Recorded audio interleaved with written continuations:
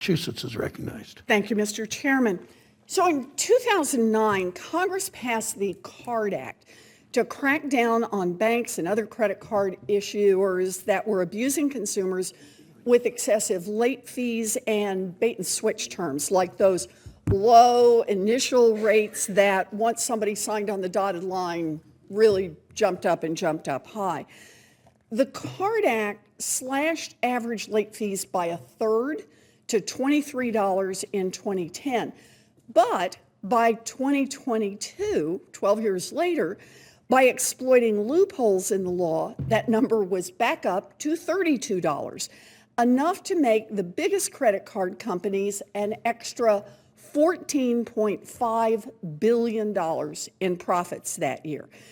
Meanwhile, average credit card APRs have nearly doubled over the last decade, from 13% in 2013 to 23% in 2023.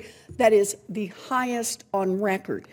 Now, as credit card companies have grown their profits through interest and fees, they have also become more concentrated, with the biggest issuers gobbling up the smaller ones. In 2022, the 10 biggest credit card companies in the country accounted for 83% of all credit card loans. Mr. Rust, you have studied the credit card market for years now. Can you say something about how the smaller credit card issuers stack up versus the biggest issuers in terms of how much they're charging consumers, the big guys versus the small guys that are still left?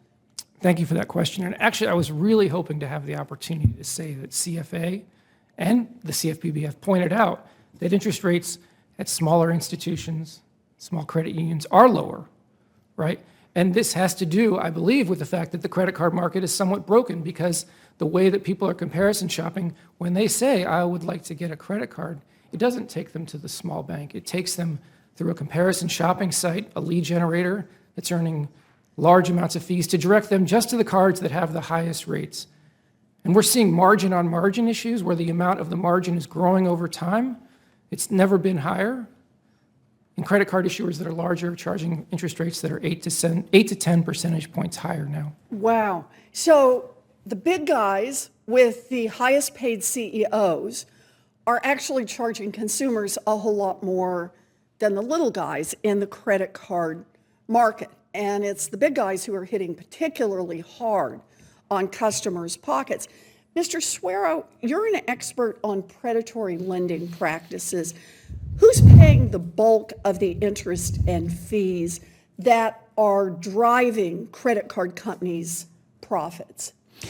Yeah, so there's a number of different ways to look at it. CFPB has found that consumers with deep prime, subprime credit scores are paying a disproportionately high amount of fees. We know that that population are generally lower income, working class people of color.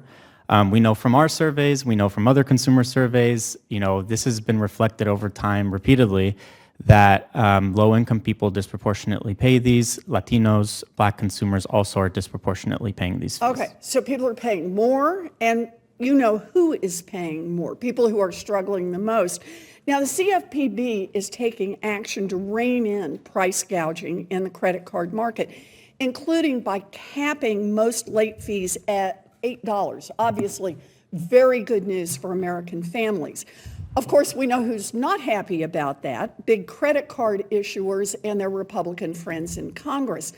Last month, Republicans introduced a bill to overturn the CFPB's credit card late fee rule so that the credit card industry can continue squeezing every last dime out of these consumers. One House Republican even said, quote, "The vast majority of Americans support these fees." So, Mr. Rust, I have to ask, do you know anyone who is actually a consumer who loves junk fees? So I have never heard someone say, oh, I paid an overdraft fee and I'm really glad that worked out. Yeah, that really worked out well for me. I have never seen the bumper sticker, "I heart junk fees," right? How about you, Mr. Sueiro? Anybody you know?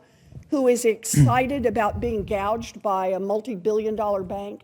No, obviously not. And I want to add two things. One is the CFPB received 57,000 comments from this. A vast majority, or a large number, were from consumers that were saying quite the opposite, that they were fed up with these fees, that they didn't want to pay them, they were very unpopular.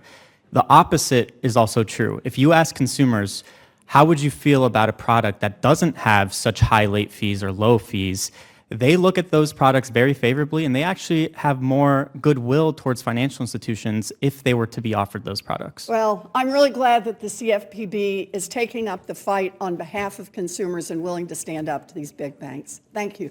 Thank you, Mr. Chairman. Senator Fetterman's recognized.